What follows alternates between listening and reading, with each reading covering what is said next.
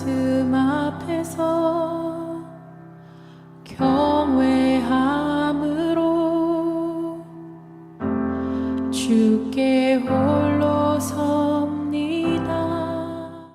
성도 여러분 안녕하십니까? 11월 24일 목요일 묵상과 기도의 시간을 시작하겠습니다. 주님의 말씀을 매일 묵상하고 주신 교훈을 붙들고 기도하는 것. 처음에는 아무런 일도 일어나지 않을 것 같지만 그것이 쌓이면 놀라운 깊은 믿음이 우리 가운데 자리하게 됩니다. 그 믿음이 우리 가운데 있게 되기를 축복합니다.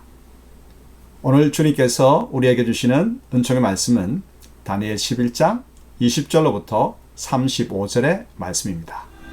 그 왕위를 이을 자가 압제자를 그 나라의 아름다운 곳으로 두루 다니게 할 것이나 그는 분노함이나 싸움이 없이 몇 날이 못되어 망할 것이요 또 그의 왕위를 이을 자는 한 비천한 사람이라 나라의 영광을 그에게 주지 아니할 것이나 그가 평안한 때를 타서 속임수로 그 나라를 얻을 것이며 넘치는 물 같은 군대가 그에게 넘침으로 말미암아 패할 것이요 동맹한 왕도 그렇게 될 것이며 그와 약조한 후에 그는 거짓을 행하여 올라올 것이요 소수의 백성을 가지고 세력을 얻을 것이며 그가 평안한 때 그 지방의 가장 기름진 곳에 들어와서 그의 조상들과 조상들의 조상이 행하지 못하던 것을 행할 것이요 그는 노략하고 탈취한 재물을 무리에게 흩어주며 계략을 세워 얼마 동안 산성들을 칠 것인데 때가 이르기까지 그리하리라. 그가 그의 힘을 떨치며 용기를 다하여 큰 군대를 거느리고 남방왕을 칠 것이요 남방왕도 심히 크고 강한 군대를 거느리고 맞아 싸울 것이나 능히 당하지 못하리니 이는 그들이 계략을 세워 그를 치니니라.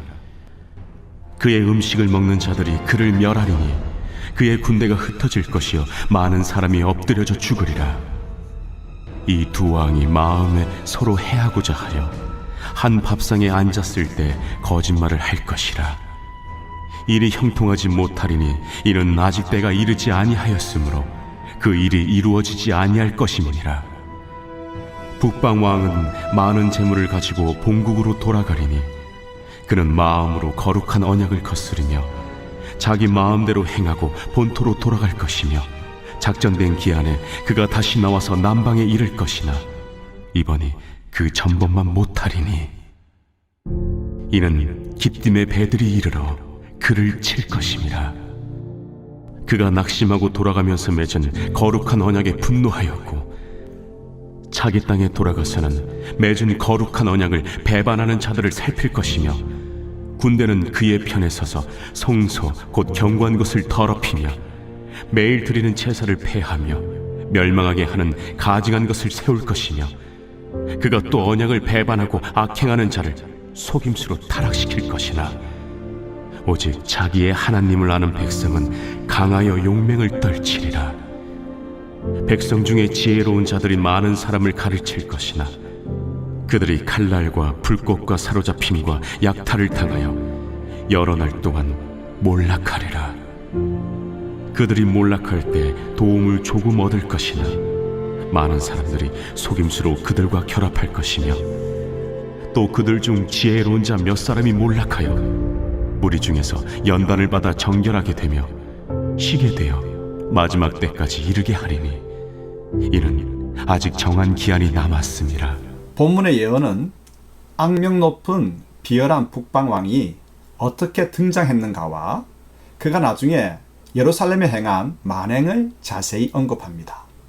그럼 먼저 비열한 왕의 등장에 대해서 알아볼까요? 셀류코스 왕조인 북방나라에 여러 왕들이 일어나죠. 그러다 한 비열한 자가 등장하는데 그는 속임수로 나라를 얻었습니다. 그는 동맹한 왕에게 거짓을 행하고 전쟁의 노약물로 따르는 자들의 환심을 샀죠. 이 비열한 북방왕이 세력을 떨칠 때에 남방왕이 감당하지 못했습니다. 거짓으로 속이고 환심을 얻어 세력을 키우는 등 온갖 비열한 짓을 행한 이 북방왕은 역사적으로 볼 때 셀류코스 왕조의 안티오코스 4세인 에피파네스를 가리킵니다. 물론 역사상 특정 인물로 제한할 필요는 없습니다. 사탄은 각 시대마다 하나님 나라를 대적하고 주님의 백성을 미혹하는 적 그리스도를 보내기 때문이죠.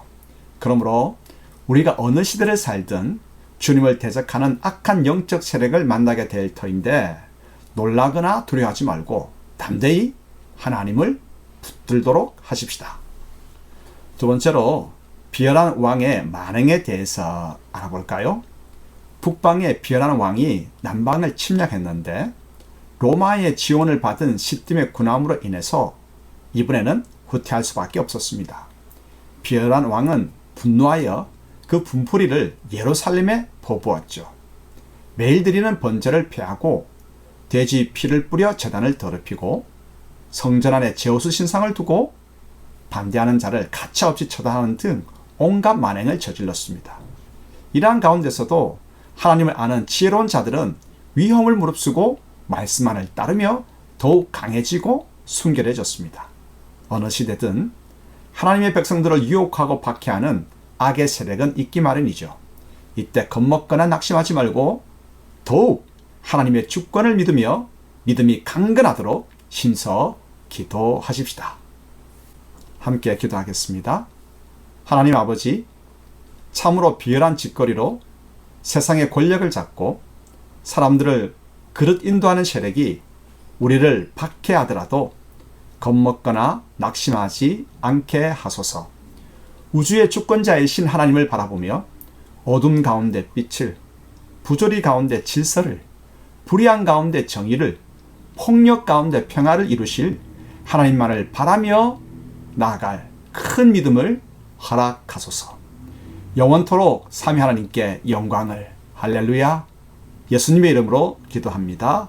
아멘. 말씀 앞에서 경외함으로 주께 홀로 서